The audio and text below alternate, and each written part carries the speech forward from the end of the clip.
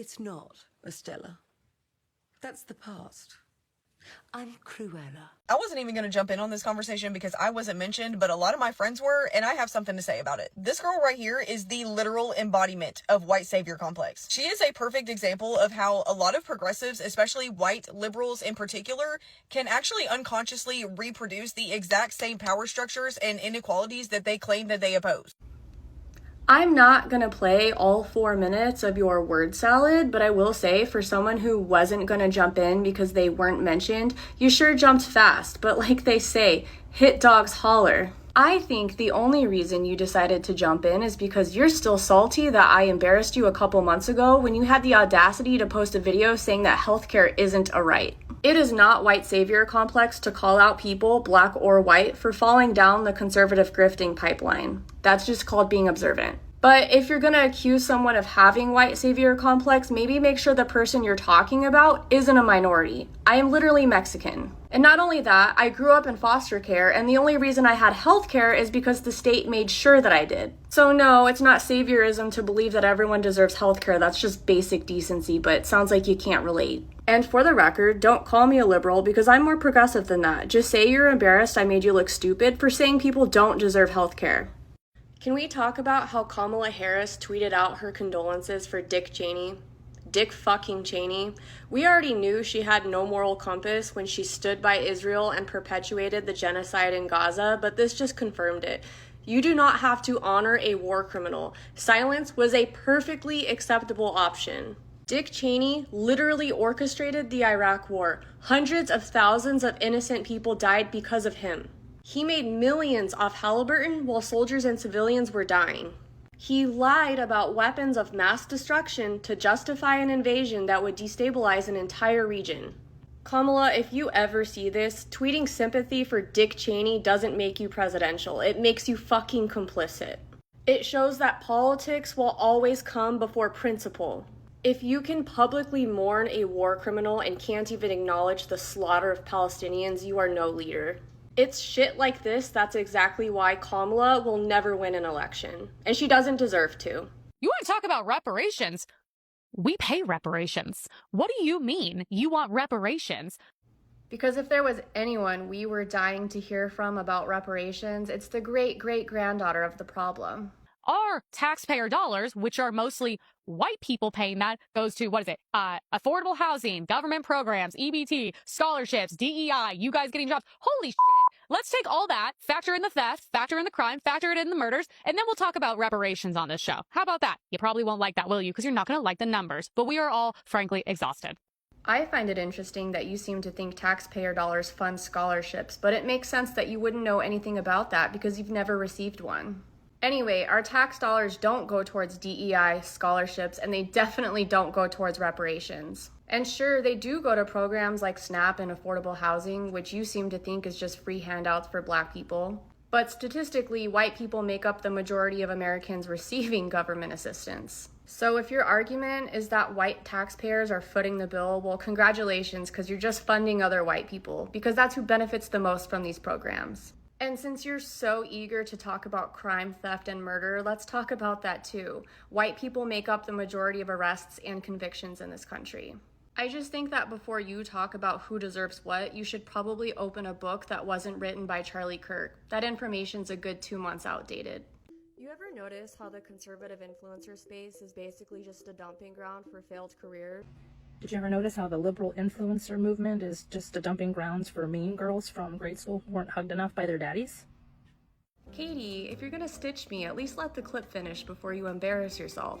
You intentionally cut me off mid-sentence right before I started to list concrete examples like Candace Owens, Brett Cooper, Savannah Latham, Xavier DeRusso, all people who tried and failed in entertainment before pivoting to conservative influencing because it's easier to monetize outrage than talent.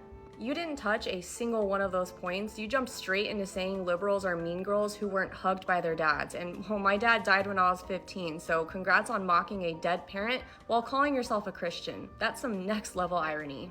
Your caption says liberals can't debate conservatives and win, but you didn't debate anything. You didn't dispute my claim, cite an example, or bother to make a counter argument. You resorted to personal jabs because that's all you got. If your whole personality is being a Christian wife and mom, maybe start acting like one. That woman doing a social experiment calling up churches to see if they would donate formula to a starving 2-month-old, are you okay? Because I'm concerned about someone that makes up a fake scenario in their head that they have a starving 2-month-old and they do audio playback of starving children right before they call said church to make it seem like they have a real starving baby so that hopefully that church will give you formula that you don't even need. Are you okay? And it's wild that you're doing this because you claim to care about women, children, and families. Girl, you're pro-choice. You pointing out that she's pro-choice isn't the own that you think it is. If anything, it proves why more people should be pro-choice.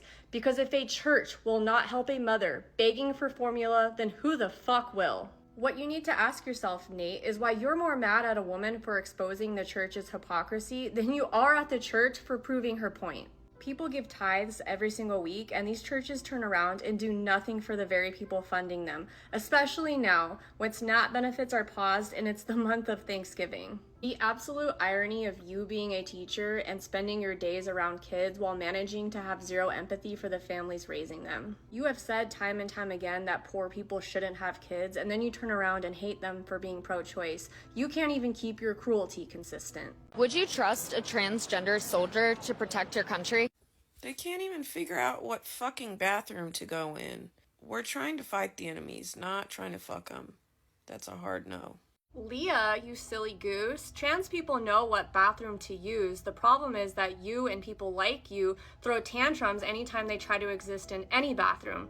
They aren't confused, you just don't want them to exist, and I wish you'd say that with your chest instead of pretending it's about confusion. Admittedly, as a cis person, I'm confused at the notion that a trans person couldn't protect our country. Because the thing is, trans people have shown more courage, discipline, and willingness to serve our country than our current president, who literally bragged about dodging the draft. So if we're measuring reliability in combat, I'm taking the trans woman who voluntarily signed up over the guy who spent his youth finding creative ways to avoid service. It is not lost on me that you captioned your video with the hashtag comedy. If this is you trying to be funny, well then go ahead and retire that career you think you're building, because this ain't it. If you're gonna attempt humor, maybe try writing an actual joke instead of recycling the same weak bigotry we've heard 1,000 times from people who've never fought anything except the urge to mind their own business. Spurs fam, we need to have a chat because I'm getting PTSD from last season where I thought that we could maybe make a playoff run and it didn't end up happening because we lost both De'Aaron Fox and Wemby due to injury or health problems. So obviously the beginning of this season was looking really promising. The only person we were really missing was Sohan, who is already back and playing, but we started off 5-0, everything looked really good, and then Dylan Harper was sidelined due to injury, and he was looking like a potential candidate for Rookie of the Year. And not much longer after that, it was announced that Wemby would be out for a couple weeks.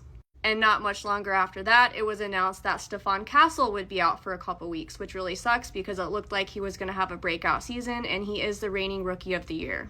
Fortunately, we have managed to win back-to-back games, beating the Kings and the Grizzlies, and I think that De'Aaron Fox and Harrison Barnes showed the value of veteran leadership because they were not going to let us lose those games despite, losing a little bit of composure at some points, and honestly, I think that Mitch Johnson is doing a really good job of replicating Pop's playing style. Honestly, my hopes are that we are able to maintain a winning record while our players are sidelined and that we get at least 2 of them back pretty soon because I would like for us to make the fucking playoffs after the drought we've experienced. Has anyone else's views absolutely plummeted after the month of September? I have a feeling that because of my views about Charlie Kirk, my account was mass reported, and I went from averaging maybe 150,000 to 200,000 views per video, and now I'm lucky to even break 10K. And I was just wondering if anyone else is experiencing this, if there's anything I can do to get out of it, or if I just need to post more on a backup account. I need to show you guys something that is incredibly disturbing and infuriating. A black woman in Indiana was having contractions, so she had her husband drive her to the hospital where she could deliver her baby. Instead, she was discharged because she wasn't dilated enough. So they decided they were going to drive to the next hospital, which was 30 minutes away, and on the way there, she told her husband to pull over because she was going to have her baby right then and there. And so ABC News Live interviewed them after she had her baby and is healthy, thank God.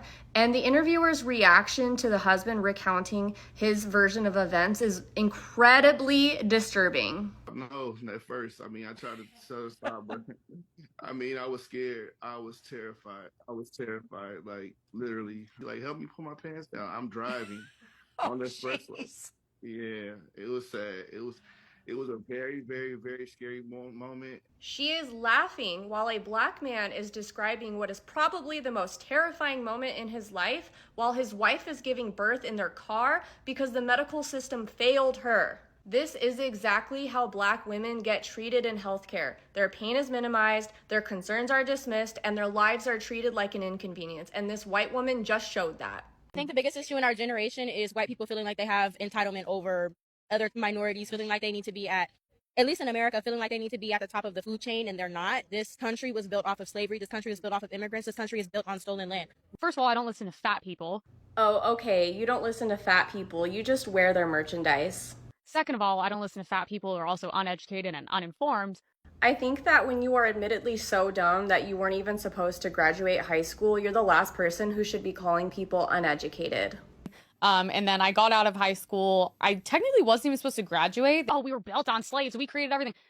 Yeah, historically, everybody was slaves. If you ever read a fucking book. Everybody was slaves. What books, Emily? Name one. Name the book series where everybody, everywhere, in every culture, magically experienced the same systems of oppression. I will wait. You keep telling people to read a book, but based on everything you just said, you might want to try opening one first yourself. Erica Kirk is not living a life that honors Charlie Kirk's legacy, and honestly, it raises a very real question. Did she ever truly love him or even like him? Because nothing she's doing now reflects the values that he spent his entire career preaching, and I'm going to show you how. I think that we've gone wrong here, that women should prioritize family and children way above career. Charlie made this talking point his gospel. Women belong at home, prioritizing their children above everything else. So now that her kids are fatherless, you would think Erica would be more present than ever, but instead she's on the road, she's doing tours, events, interviews, and politics. She's not honoring him, she's not living his values, and she's definitely not respecting his message. Then she went on to say that she was praying that she was pregnant when he died. And I was praying to God that I was pregnant when he got murdered.